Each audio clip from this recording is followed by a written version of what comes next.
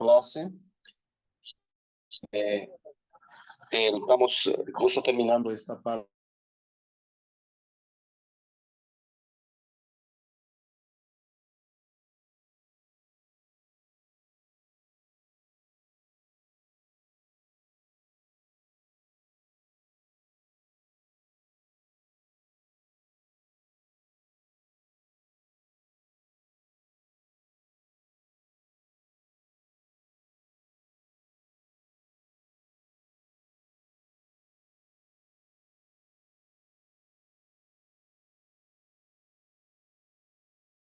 En la que hemos dejado la última clase, donde se hablaba acerca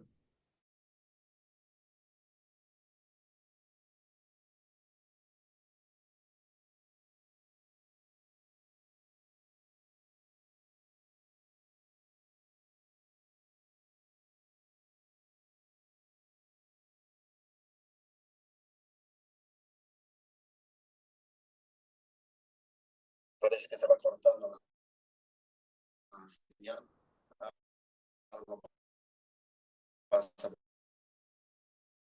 por ahí. Bueno,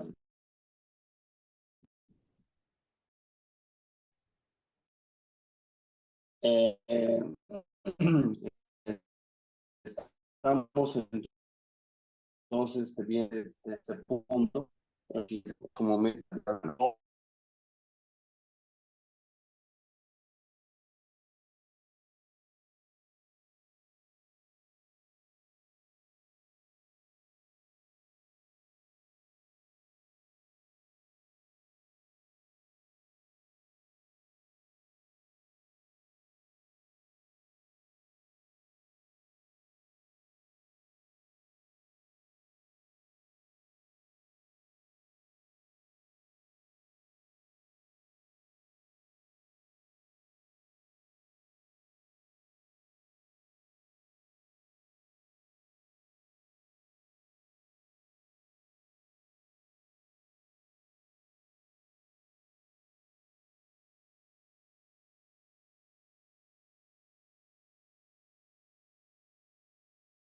que la conoce por su propio nombre, y es también la afirmación del valor de la alteridad. La alteridad del otro. ¿No se escucha? ¿Se cortó o me está escuchando?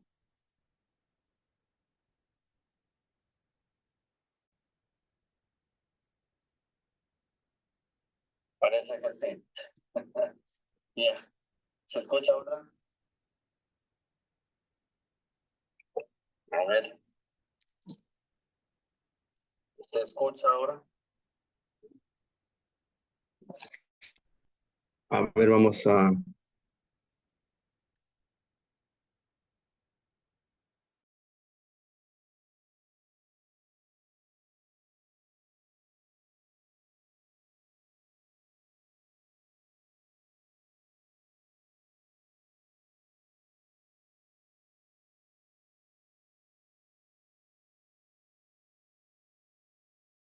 A ver,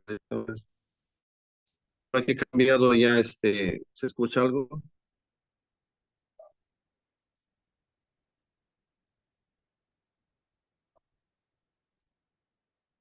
Confirme si se escucha.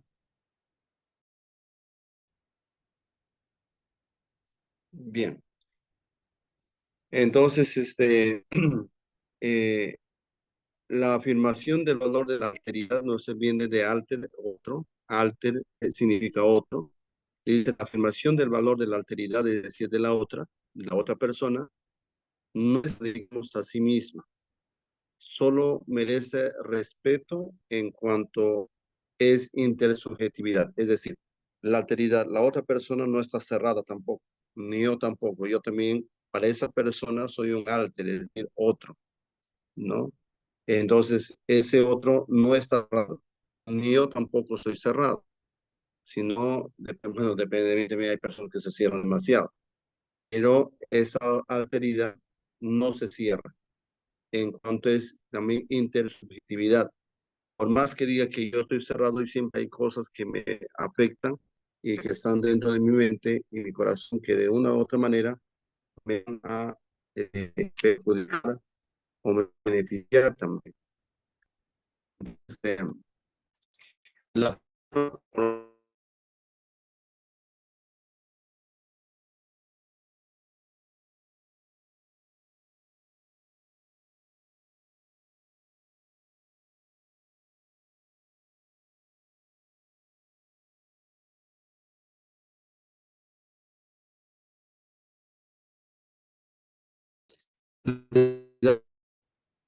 corrige y complementa la otra desviación individualista y abstracta del personalismo. Por lo tanto, no olvidemos que esa alteridad, como llamamos ese, digamos, desviación individualista. ¿A qué se refiere esto?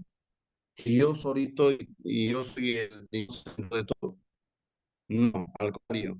Cuando yo me relaciono con el otro, corrige el individualismo, porque busco, bueno, en el sentido Francis, es la comunidad. En un momento más general es la comunidad. Entonces, es individualista.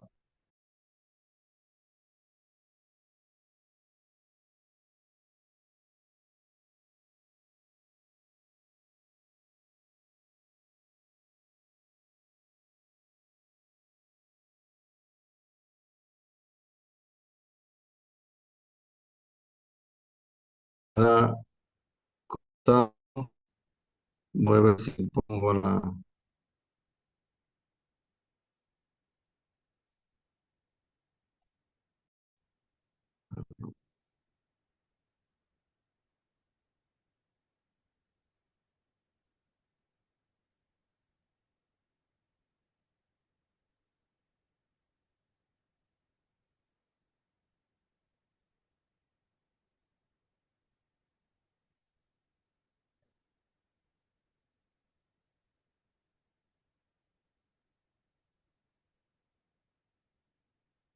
Bien.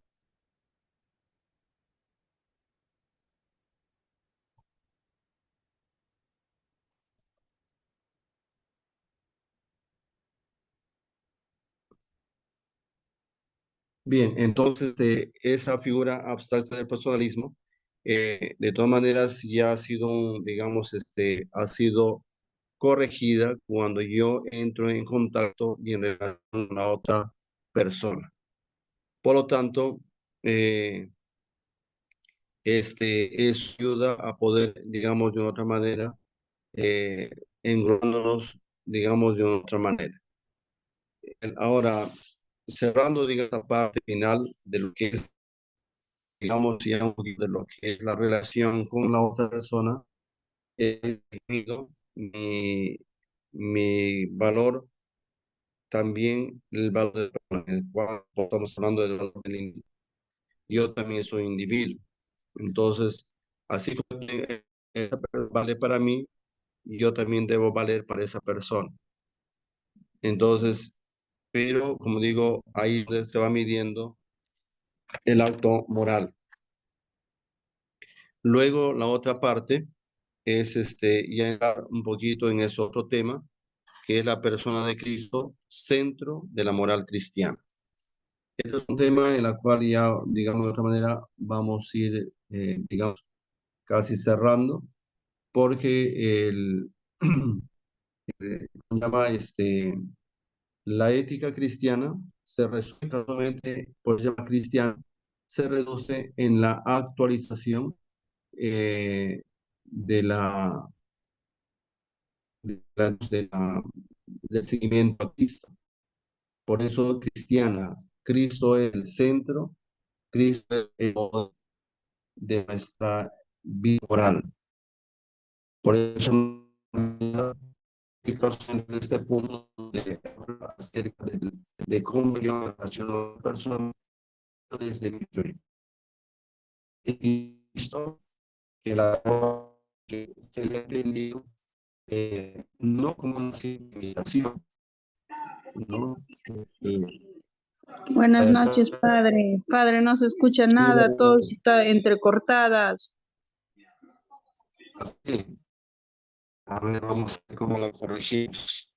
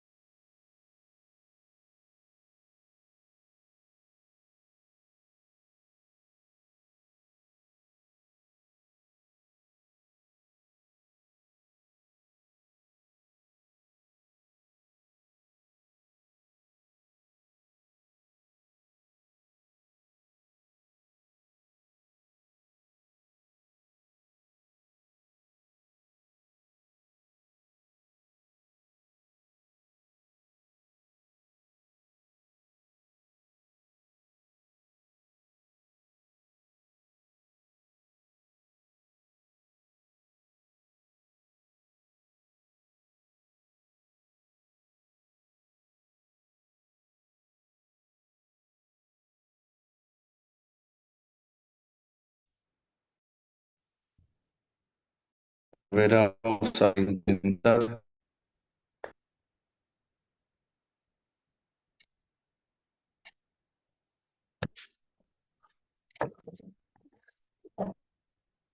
Bien, ¿me escuchan ahora bien?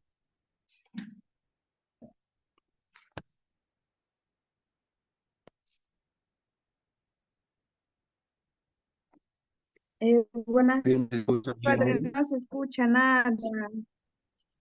Se Me escucha dice Patricia que sí.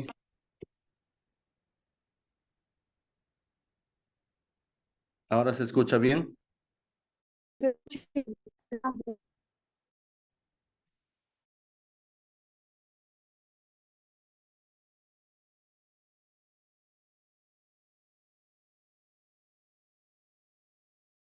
La otra persona que se relaciona conmigo y les decía también que alter significa en latín otro. Alteridad equivale a eso, el tratar a los otros. Por lo tanto, mi individualismo se acaba cuando yo sé relacionarme con los otros. Entonces entro en un ambiente, lo que hablamos a nivel franciscano, es la fraternidad, el sentido de ser hermanos, el sentido de estar en una relación con los otros. Entonces, cuando ya les hablaba ahora de la persona de Cristo, centro de la moral cristiana, es casualmente donde yo centro a Cristo en mi vida. Es el tema que ya estamos tratando ahorita. La persona de Cristo, centro de la moral cristiana. Por eso se llama moral cristiana. No puedo yo hablar de una moral cristiana si Cristo está afuera. Es decir, mi conducta, mi comportamiento tiene que ser a la luz de Cristo. Y ese seguimiento a Cristo no es solamente así una imitación como la del mono, que imita, y sino es un seguimiento radical, profundo, en el cual yo me comprometo a esa vivencia en Cristo, ¿no? Por eso el fundamento constitutivo y específico de la moral cristiana es Cristo en la medida en que asume como una existencia interiorizada, ¿no? En la vida de cada uno de los que creemos. Por eso el apóstol Pablo afirma, estoy crucificado con Cristo, pero ya no vivo yo, ¿no? Sino Cristo que vive en mí. Caso de eso se llama, ¿no? Cristificar mi vida. Es lo que Francisco de Asís hacía, por eso le llamaban, lo que estamos hablando en delante, el tema de la alteridad. Los historiadores van a llamar a Francisco el alter Christus, es decir, el otro Cristo, el Cristo de la Edad Media, porque va a configurar con su vida, con su palabra y con su propia actitud a Cristo mismo. Por eso el seguimiento de Cristo tiene que ser una actitud, no solamente una palabrería por ahí, una actitud concreta, fundamental del cristiano. Ya en el Nuevo Testamento se habla casualmente mucho del tema de seguir, ¿no? Aparece en el Nuevo Testamento 90 veces el verbo seguir. De ellas, 79 están en el Evangelio. Y por lo tanto, esto implica a una idea fundamentalmente evangélica que se refiere seguimiento a Cristo. Y ese seguimiento a Cristo apunta casualmente a imitar, no como copiar un modelo, no, sino el seguir implica un destino, a dónde yo voy, a dónde va mi lugar, una meta, un fundamento, ¿no? Y el sujeto actúa y avanza en un proceso de desarrollo de una tarea. Por eso la imitación, en la imitación, digamos, el centro de interés está en el propio sujeto, ¿no? No, por eso no olvidemos, en la imitación, el centro, ¿no? De interés está en el propio sujeto, ¿no? En la imitación, imitar a Cristo. En cambio, el seguimiento es el centro, está situado en el destino que se persigue, ¿no? No olvidemos eso. Imitación en mi propio yo. Seguimiento a dónde yo quiero apuntar, a dónde persigo, a dónde quiero llegar, no un destino.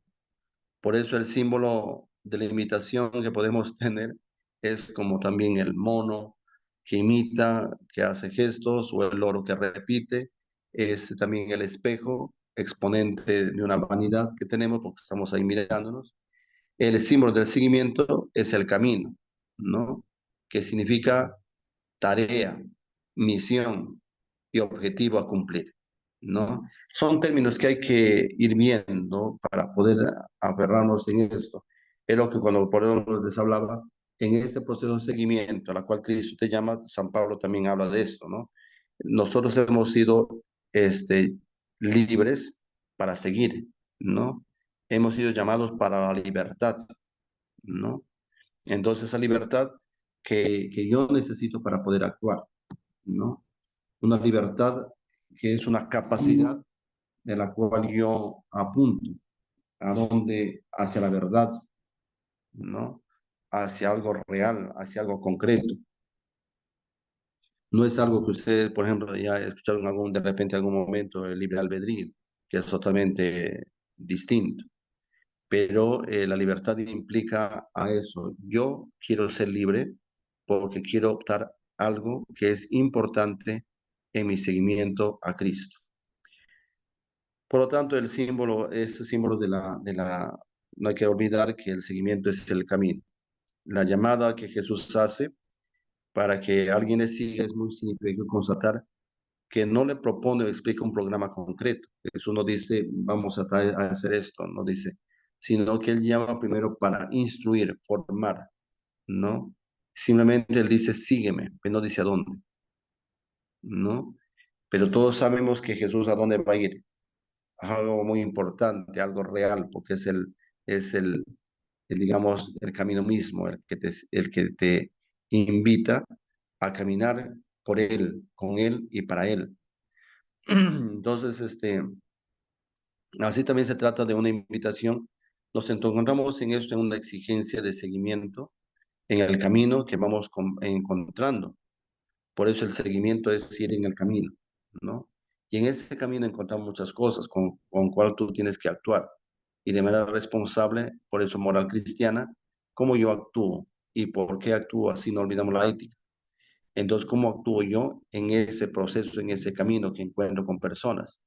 Y cuando hablo de encuentro de personas, me voy a encontrar con amigos, con compañeros de trabajo, con compañeros de clase, con colegas que ejercen mi misma profesión, con los que comparto bienes y fundamentalmente con la familia, con mi esposa, con mi esposo, con mis hermanos, con mis padres, con mis abuelos, con mis hijos, etcétera. Y es ahí donde yo definitivamente tengo que ejercer un cambio total en la vida desde Cristo. Yo hablo y actúo como Cristo, amando como Cristo. Por eso los evangelios establecen una relación directa, ¿no? Entre Jesús y el destino de los que son llamados por él para seguirla. Hay un destino y no olvidemos que ese destino es amar hasta morir. Por eso el destino de Jesús fue la cruz, ¿no? Pero no termina en la cruz. Primero es un cargar la cruz, va hacia la cruz, dar la vida, y esa dar vida no es solamente una vida fugaz, pasajera, sino es una vida entregada al servicio de los demás, una vida, digamos, concreta y sobre todo hacia una vida eterna. Por eso hay tres rasgos característicos de este seguimiento a Jesús, de su llamado. Se trata de una llamada absolutamente abierta, libre, incondicional y sin límites. Tú eres quien va a responder. Jesús se abre al mundo y hace una llamada, no olvidemos, absolutamente abierta, incondicional, sin límites, es decir, dentro de la libertad. Esa llamada supone una tarea, es decir, yo te llamo, pero te instruyo para qué, para algo, para una tarea, un compromiso ético-moral, ¿no? ¿Y cuál es eso? para que desde el amor sea una entrega al servicio de los demás. No es simplemente yo me entrego al servicio de los demás, eso es algo que llamamos, si ustedes conocerán esta palabra, altruismo. No, es una entrega generosa al servicio de los demás por una motivación. Y esa motivación es Jesús, que nos enseña a amar para que nosotros amemos como Él nos ha amado.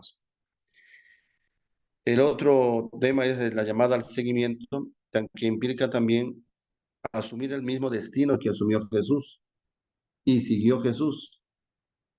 Por eso es que no olvidemos digamos, esa parte donde Jesús habla acerca de casualmente de lo que eh, Él dice, ¿no? Si a mí el mundo me ha odiado, también los odiará a ustedes, ¿no? Entonces, no solamente es pensar que, que esto ya termina, digamos, de esa manera, digamos, ahí mismo, sino también el seguimiento implica una resurrección. San Pablo dice bien claro, si hemos sido sumergidos con Cristo en el bautismo, también hemos sido sumergidos en su muerte y en su resurrección. San Pablo tiene muchas frases, ¿no? Como también que Jesús es casualmente Señor para todos, ¿no? Eh, si vivimos, vivimos para el Señor. Si morimos, morimos para el Señor. Que tanto en la vida como en la muerte somos del Señor, ¿no?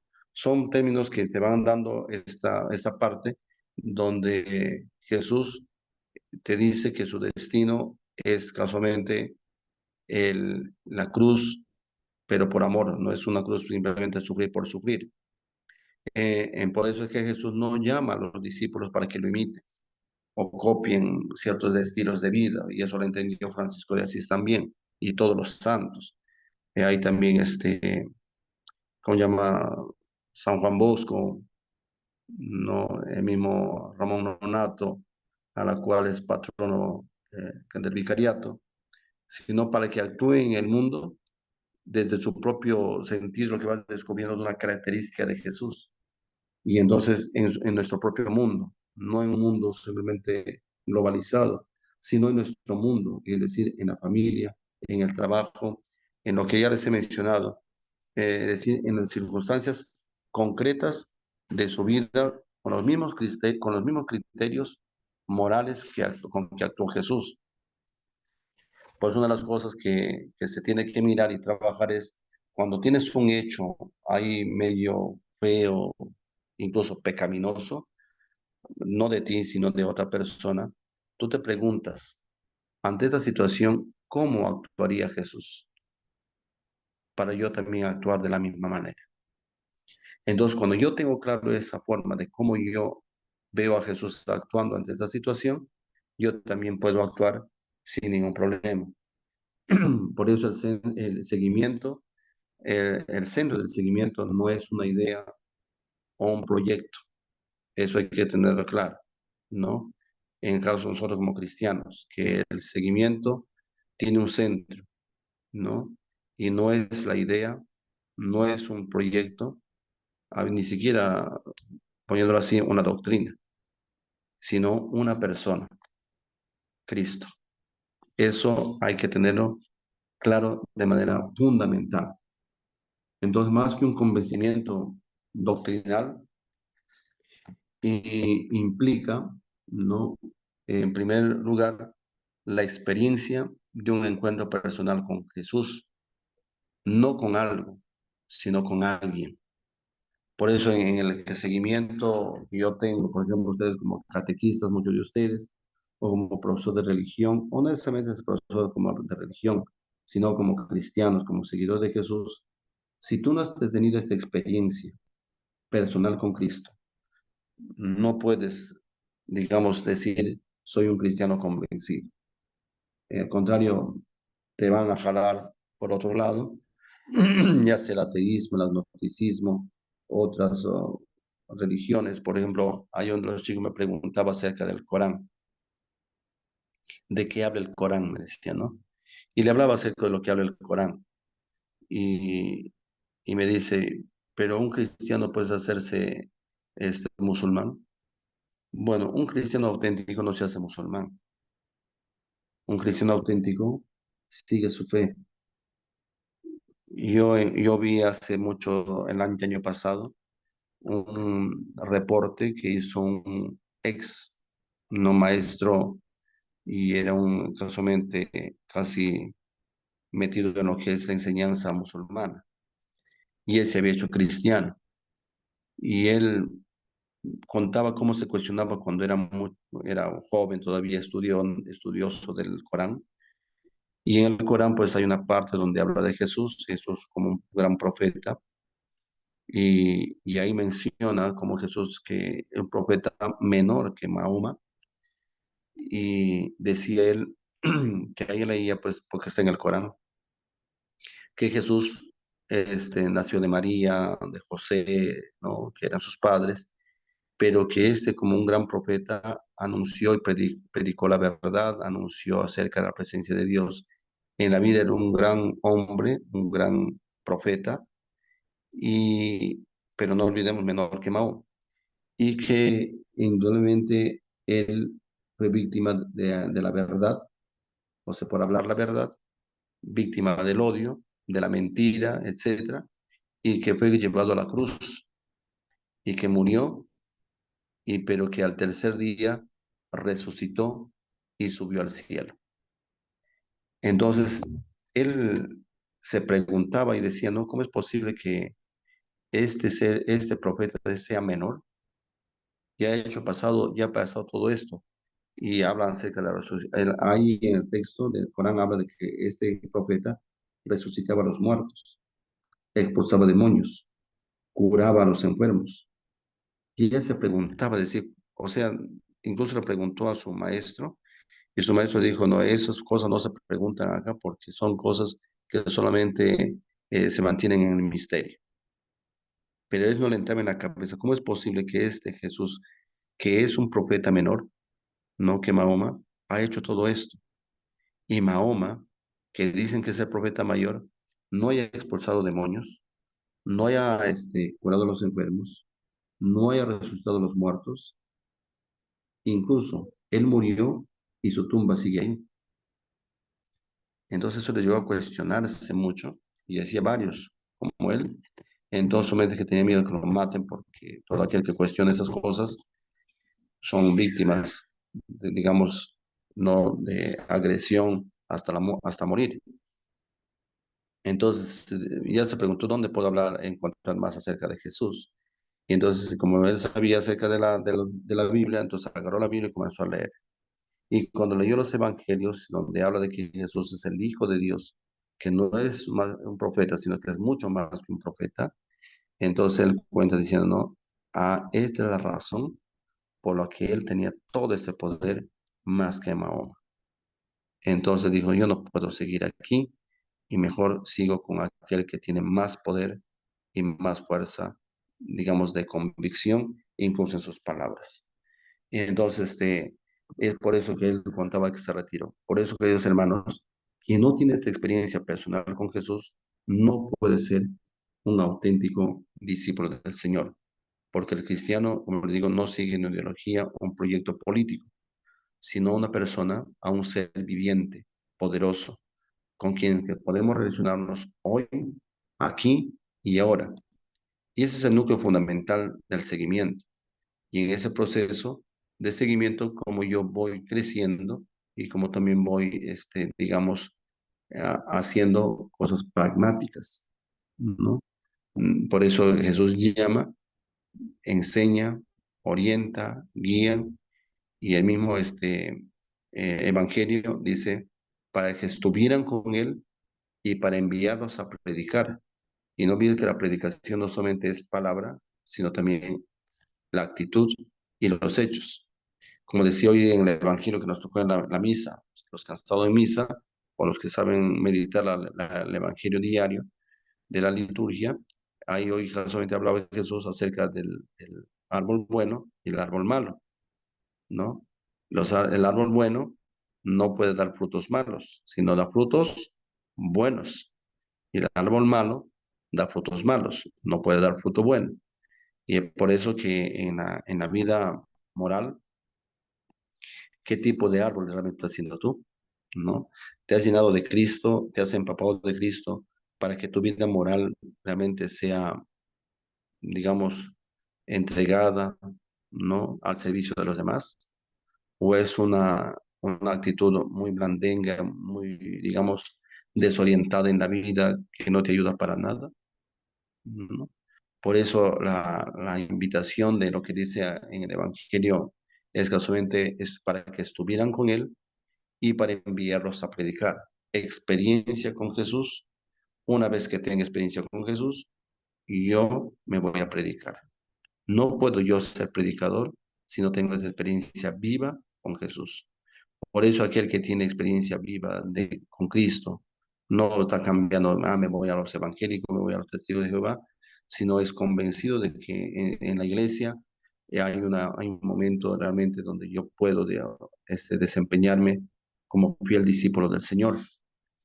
Entonces, estamos entonces en estas exigencias que se complementan y que son inseparables en la vida moral de cada cristiano.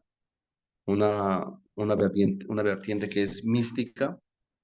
Digo mística porque el misticismo es estar con Jesús, estar con el Señor, estar con Dios, ¿no? Y la otra que es una vertiente práctica, ¿no?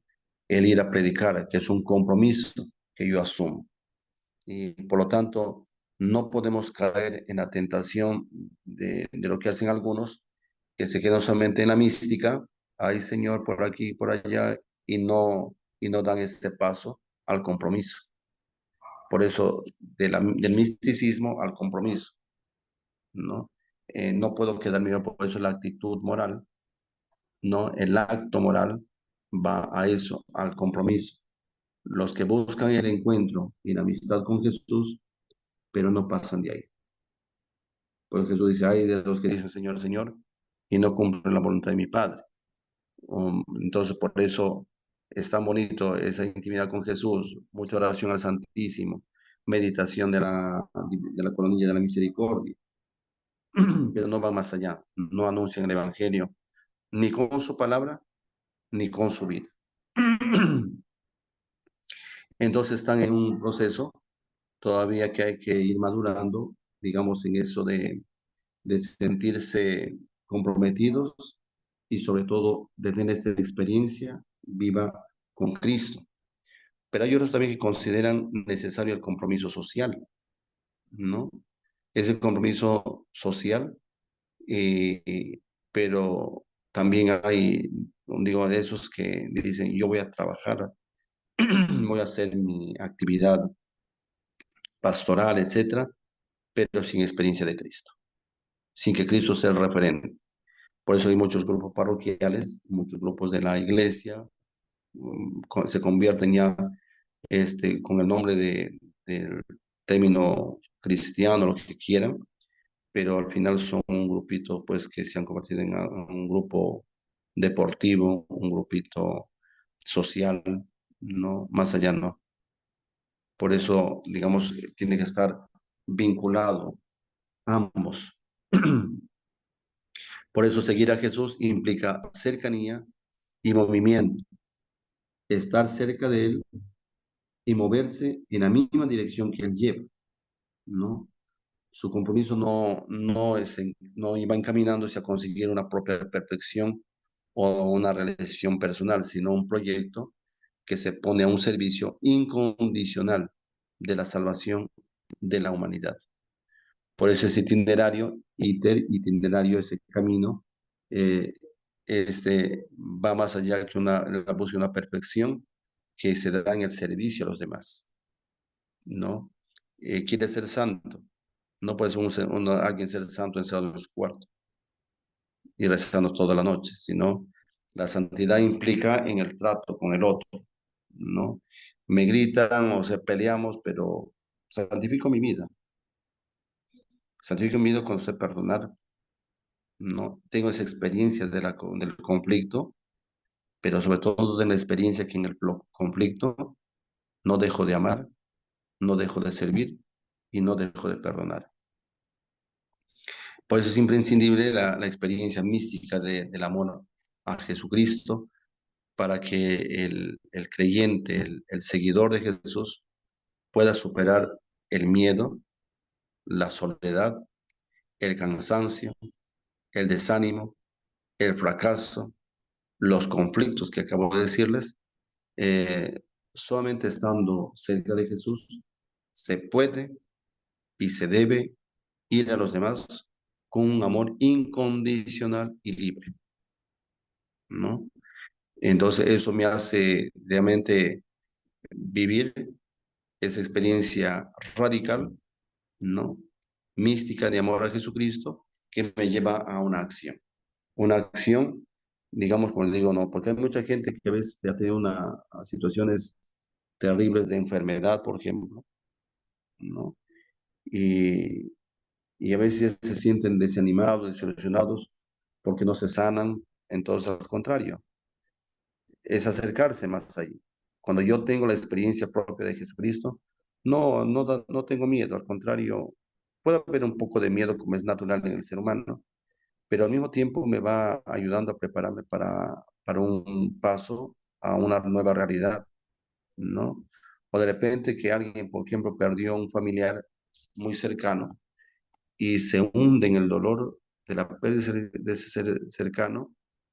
Puede ser un hijo, una madre, un padre, un hermano, un amigo muy íntimo, etcétera.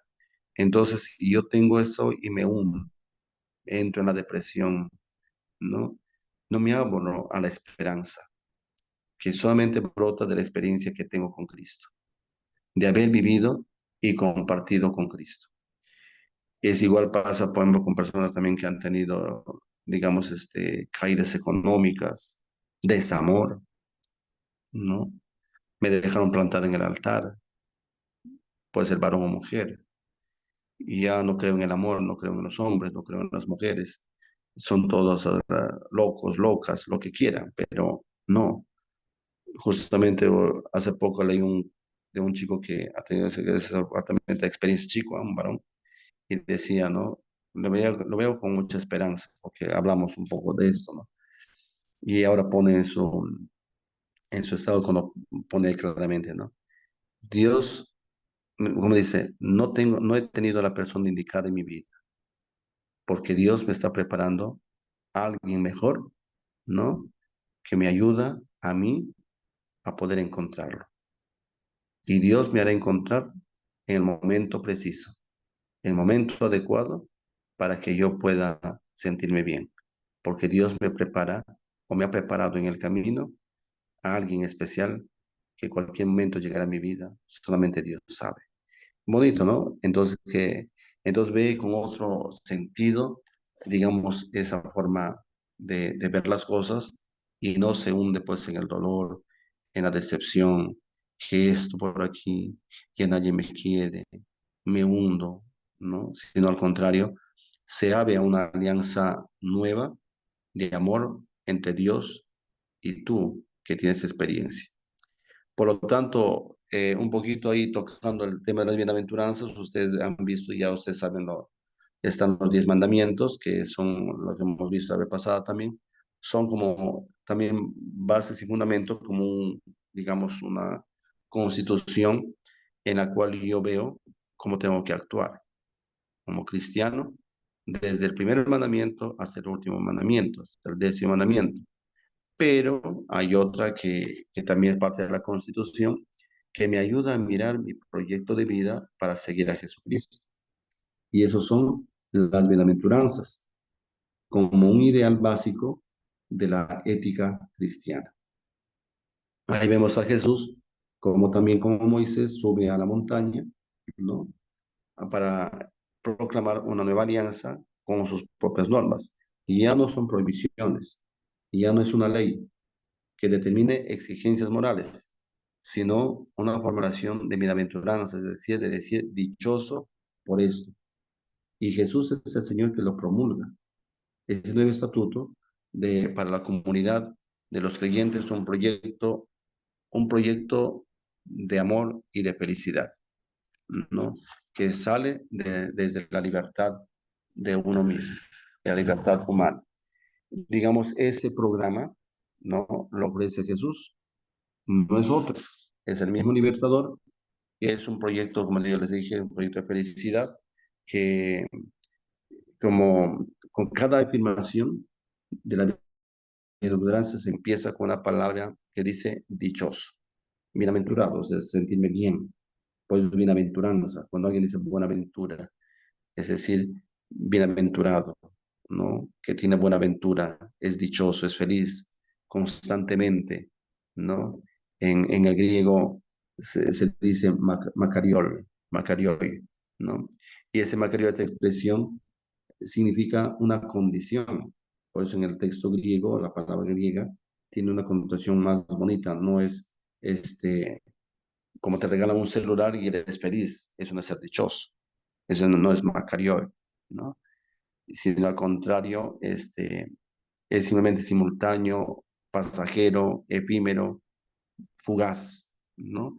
Pero en cambio, este dichoso es una expresión de una condición de quien está libre de preocupaciones por más que se está cayendo la casa, se le fue el amor, como les dije antes, se le viene la enfermedad, no tiene dinero, es una condición libre de preocupaciones y de trabajos diarios en una, digamos, una existencia plenamente feliz, ¿no? Yo estoy trabajando algo que me gusta o de repente, incluso a veces de repente hay que hacer algo que no me gusta porque tengo que hacerlo porque es importante, pero soy feliz, dichoso, mejor dicho. Y, y Jesús promete la dicha sin límites, esa felicidad total para que sus seguidores, nosotros, sepamos que Dios nos quiere a todos felices.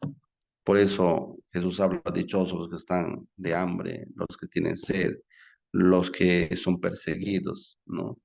Para muchos dirían, porque me están persiguiendo, voy a ser dichoso, pero Jesús apunta a eso, a que tú sepas que tienes una connotación no idealista, no de idealista, sino de un compromiso en la cual yo actúo. Puede ser la bienaventuranza conduce por un camino a la felicidad, no es el que propone, digamos, sistema de valores que predomina en un mundo, sino esas bienaventuranzas invierten los papeles, ¿no? No es feliz el que acumula bienes, ¿no? Importante es. Pues el otro día les decía, les hablaba de un tema, ¿no? Acerca del celular, que hay muchos que son adictos al celular. Si no tienen el celular, se les malogró el celular, se les perdió el celular, ya se quieren matar.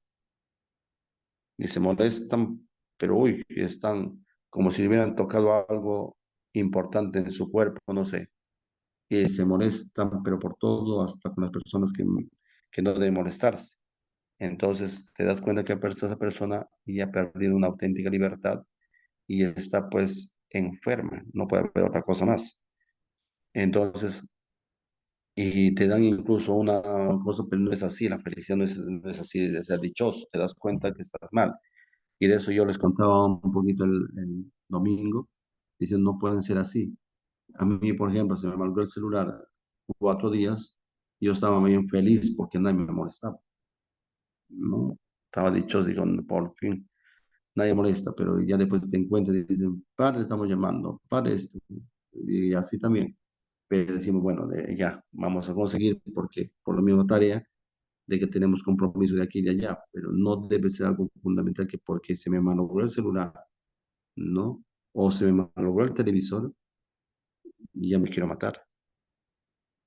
Si eso pasa, busca un psicólogo y de ser posible un psiquiatra, porque ya estás grave. Por eso les digo, las bienaventuranzas invierten, ¿no? Los papeles. Las bienaventuranzas no son, digamos, un catálogo de virtudes, ¿no? Sino cuando un programa para la felicidad del reino de Dios entran a los que eligen ser pobres, ¿no? Es decir, los que tienen como valor básico en la vida el compartir, no el poseer, ¿no? Por el caso de Jesús, Dios no quiere que seas pues en la miseria, que seas pobre. Si no se habla de pobreza, pues se llama los pobres en el espíritu, ¿no? ¿Y cómo es un pobre en el espíritu? Que les decía esto, Recién les hablaba del ejemplo del celular, ¿no? El pobre en el espíritu es, ya, no quiero el celular, toma, vete, ¿no? Me castigaron, mi papá me castigó, me quitó el celular. ¿Y cómo estás? Bien, no pasa nada. Ya me dará algún momento. Pero si estoy ahí, papá, el celular, por favor, que no sé cuánto, que mi juego, mi PlayStation, etcétera. Entonces, ya tienes digamos, un adicto en tu casa, ¿no? Y eso, como digo, no te ayuda en nada. Por eso, el proyecto de vida, ¿no? Eh, es lo que nosotros tenemos que tener en cuenta, porque ese es casualmente lo que nosotros tenemos que tener como ideal a la felicidad, aún teniendo las cosas, no es me siente dichoso. El ser dichoso es que casualmente no arraigado a las cosas, no está en el compromiso del poseer, sino en el compromiso de compartir, ¿no? Y yo no sé si será un buen ejemplo esto, pero yo, por ejemplo, tengo aquí en la casa, ¿no? Algunas cosas que tengo que hacer, por ejemplo, tengo un sacerdote que tiene 88 años, tengo unos chicos que estamos dando la mano, pero yo en la mañana, por ejemplo, estoy ahí con Fray Johnny, y Fray Johnny también va por ahí, ¿no? Me alegra por eso, de la actitud que él tiene. Él se levanta temprano, a veces si ya tenemos ahí, se ha comprado los huevos, él lo comienza a sancochar y no dice un huevo es para mí y es para usted o solamente para mí, sino como dice, pum, ya, 7 huevos y para todos, ¿no? Igual yo estoy preparando jugo, preparo jugo para Felipe que le cante el jugo a él y la cosa es que esté bien o se le gusta, entonces, yo me siento bien cuando ellos toman y comen. Y entonces el mismo hermano Johnny dice, saca para comer y ve, ¿no? Y que están comiendo. Hoy le veo contento, ¿no? Y cuando ve que alguien no quiere comer, le veo, ¿no? ¿Pero por qué no quieres? Es rico, que no sé cuánto prueba, ¿no? Pero yo lo he preparado, dice, ¿no? Y entonces, y él casualmente va a eso, para él sentir la pobreza, ¿no? El mismo hecho de decir, bueno, el otro día, el hermano mismo, ¿no? Este, ay, ¿eso va a comer usted o ya no? No, pero si quieres comer, cómelo, toma tú. Entonces se desprende, ¿no? Y uno se desprende. Viene alguien y dice, ¿no? Esta vez vienen algunos chicos a estudiar y dicen, ¿no? Viene uno a decir, ¿habrá comida para invitar? Y yo digo, sí hay.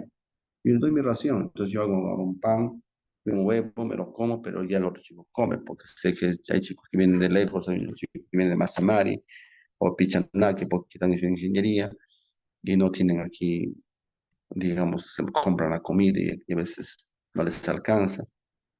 Entonces digo, normal, y uno se siente feliz que también ellos sepan, han aprendido a compartir, ¿no? A compartir, no están ahí midiendo.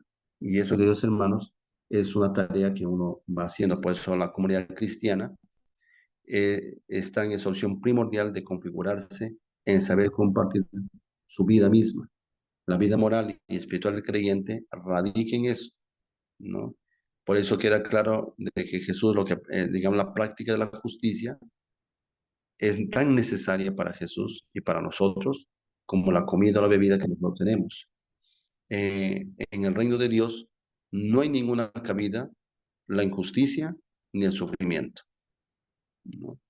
Por eso el proyecto de Jesús que se presenta en las bienaventuranzas, no olvidemos, son 8 bienaventuranzas que te presenta Mateo. Lucas, sin embargo, te presenta 4 bienaventuranzas y 4 maldiciones. Pero nos quedamos pues con lo que es el proyecto de las bienaventuranzas matianas, que supone un cambio profundo, una auténtica conversión interior y exterior, ¿no? A los valores que propone Jesús. Una nueva sociedad conseguirá la felicidad si en si su proyecto, digamos, es compartir en una comunidad, un grupo parroquial, una congregación, ¿no? Está claramente como primer lugar la generosidad, la solidaridad y el amor en lugar de la acumulación de dinero, ¿no? Y todo lo que esto lleva consigo. Jesús casualmente la plantea como una invitación y no como normas impositivas. Jesús se abre el proyecto y te habla de ese proyecto para que tú seas generoso, ¿no? Pero desde el amor, ¿no? Entonces, y no pensar que en la acumulación del dinero, de las cosas, está lo bueno. Por ejemplo, hay gente que le gusta acumular, por si acaso hasta los frailes o los curas, no pasa eso. A veces hay algunos que les gusta, por ejemplo, hay hermanos que a veces te regalan esto, te regalan lo otro, y muy bien, o sea, hay gente muy generosa que te regala un polo, unas medias, pantalón, camisa, polo, y a veces son, y a veces más grande que lo que no te alcanza, o más chiquito. Entonces, y ahí lo tienen. De repente algunos dicen, no, tengo esto, pero no me gusta, y lo guarda. ¿No te gusta? Dale al otro hermano que vive contigo y que si le cae, le queda bien, de repente la talla que a ti no te hace, pero de repente a él que es más grande o más chico, etcétera, la hace. Entonces, tú te desprendes, pero estás ahí metiendo en el cajón y ahí, el día que te mueres, se encuentran todo lo que has guardado, un montón de cosas ahí, parece rata, o ratón o pericote, lo que sea, pero acumulando tanta cosa por no dar al que realmente está necesitando, ¿no? Pues la bienaventuranza, la actitud moral, empieza de esa actitud de Cristo, que se despojó de su condición divina para salvarnos a nosotros y estar con nosotros y entregarse todo por nuestra salvación. Entonces, es la generosidad. Y la generosidad casualmente parte del amor de Dios a toda la humanidad. Ese amor que se entrega y de ese amor que se entrega y ese amor que se da. No es un amor, digamos, superfluo. No es un amor realmente incondicional, con actitudes concretas. Y que eso nos ayude, casualmente, a nosotros como cristianos, a llevar una actitud moralmente cristiana. Como ya les he dicho, hay muchos, durante el trayecto, estamos viendo que hay mucha gente que lo ha vivido, por eso han llegado a ser santos. Y ya les decía eh, que casualmente es Dios eh, que te ayuda a poder, digamos de otra manera, a poder vivenciar, ¿no? La vivencia, mejor dicho, la vida misma de Cristo. Entonces, eso uno tiene que estar en ese camino y en ese proyecto, que nosotros tenemos que ir trabajándolo, viviendo, pero como les digo, desde esa experiencia misma de Cristo. No es simplemente hablar por hablar, sino que cada uno vaya construyendo su vida hacia la santidad. Por eso decían en el texto, ¿no? Sean santos como mi Padre es santo, ¿no? Porque el Padre nos ha enseñado a ser el gran generoso. Él nos ha dado lo mejor que tiene, su propio Hijo, para que nos enseñe a amar y murió amando, ¿no? Para dar muestra de cuánto nos ama el Padre. Por eso Jesús también ha sido generoso, entregó su vida y no solamente eso, se quedó en la Eucaristía, ¿no? Frágil todavía en nuestras manos, ¿no? Para que lo comamos, lo bebamos. Es decir, y nosotros a veces nos cuesta ser generosos. Tengo esto, tengo lo otro, no soy, ¿no? Y a veces un poquito yo también cuestiono esa vida religiosa, ¿no? Tenemos casa, tenemos ambientes y a veces no sabemos, digamos, ser también porque por la estructura a veces nos cierra en ese aspecto. Bueno, ojalá que en el tiempo vayamos cambiando y seamos realmente totalmente generosos. Yo por una parte digo, no, los santos han llegado a ser santos porque también han infringido ciertas normas en su comunidad para hacer obra de santidad, de caridad, de entrega y de generosidad. Así, cuando tengas que hacer obra de bien para construir, para edificar bien tu alma y ser dichoso, no dudes. Cualquier cosa que se oponga a eso, deséchalo y haz el bien mientras puedas. Bien, estamos ya en un pasito pasado a la hora. Esperamos que todo esto del trabajo, de ese encuentro vivencial que hemos tenido, sea pues realmente efectivo y que pueda servirles a ustedes a poder seguir transmitiendo en sus propias comunidades lo que es Cristo y sobre todo lo que hay que llevar una vida moral y sobre todo con el cuidado que hoy tenemos que tener con tantas ideologías y tantas tonterías y estupideces que nos presentan la gente que nos quiere jalar. En el comentario de ustedes acerca del comunismo. El comunismo casualmente es uno ve a la iglesia como una enemiga porque le desenmascara ese ideal falso de felicidad, ¿no? De que no, una cosa es una justicia social sin fe y sin amor, y una cosa es una justicia social con fe y con amor, ¿no? En la cual no se quita al que tiene, sino se le hace entender que lo que de repente tiene de ahí puede compartir con el que no tiene. No es quitar al otro, no es arrancar del otro porque se llama robar, ¿no? El bien ajeno, sino es hacer, enseñar al otro, provocar en el corazón que le duela el sufrimiento del hermano, pero no del ocioso, no del flojo que no quiere hacer nada. Porque los primeros en ser ociosos son casualmente los comunistas, que no quieren trabajar y quieren vivir a expensas del Estado.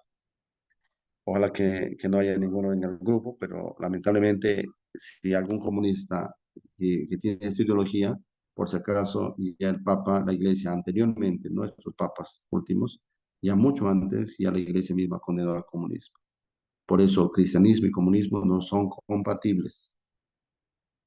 Muy bien, queridos hermanos, si hay alguna pregunta, bien, si no, terminamos nuestra clase.